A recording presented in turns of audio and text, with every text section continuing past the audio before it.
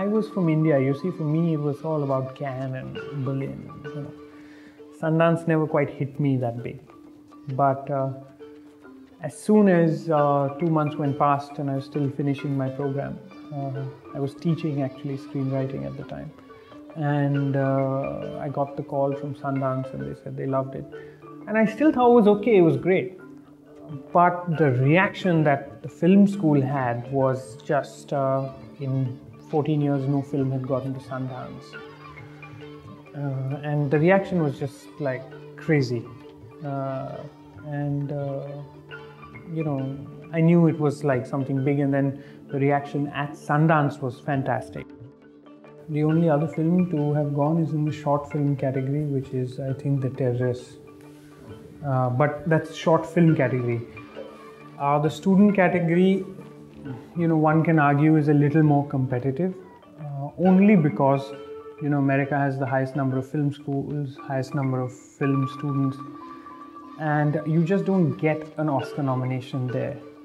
It's a fairly competitive process where you have to win your film school, then you have to win your West Coast or East Coast, whatever, then you go into a zonal final, and then finally win, or you get an Oscar nomination, So it's very slow, tedious sort of process.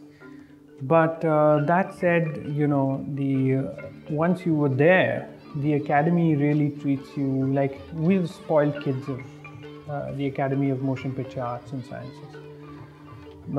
Basically, for them, it's like we need to show these guys who are the future what the Academy is about. So basically, you get a week stay for free, and you get invited to all the Academy parties, etc., etc., and you're introduced. You're like the little babes in the wood, who are being shown around the big boys' game. I was ambitious.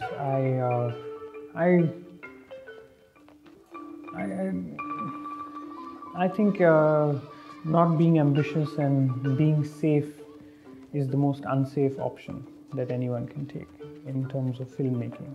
If you're going to make a conventional short film, there's really no point making it. What are you showing? It's your calling card, You're showing what you can do with film grammar, syntax.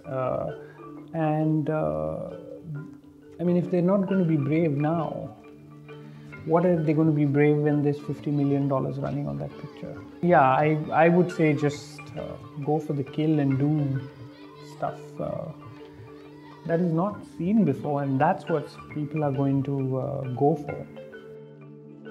So a lot of the questions were, how did you make the little boy emote? That was an interesting journey. I basically reversed a conventional thought process on how do you work with an actor. I started to work with the crew. I basically trained the crew to work with the actor. We played hide and seek games with the little boy, hid the camera in places. And just enjoyed working with the kid just like that. And the crew was, so there was not the typical action cut, we trained the crew to work with sign language, and we would work like that. I do believe Birju went that far because it didn't have dialogue.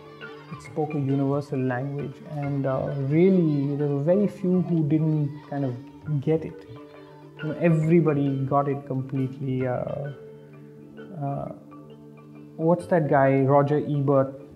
He was the biggest guy who was like, this is fantastic, and he said, this is Ray and all that, which I took with a pinch of salt. But no, I thought the critics and everything was a big push from them, and I actually thanked the fact that it had hardly any dialogue. So it resonated, just emotionally, and made the audience feel that they had a stake in the movie because they needed to piece the story together. And I'd say just see the movie, forget the Oscar nomination. Who cares, really.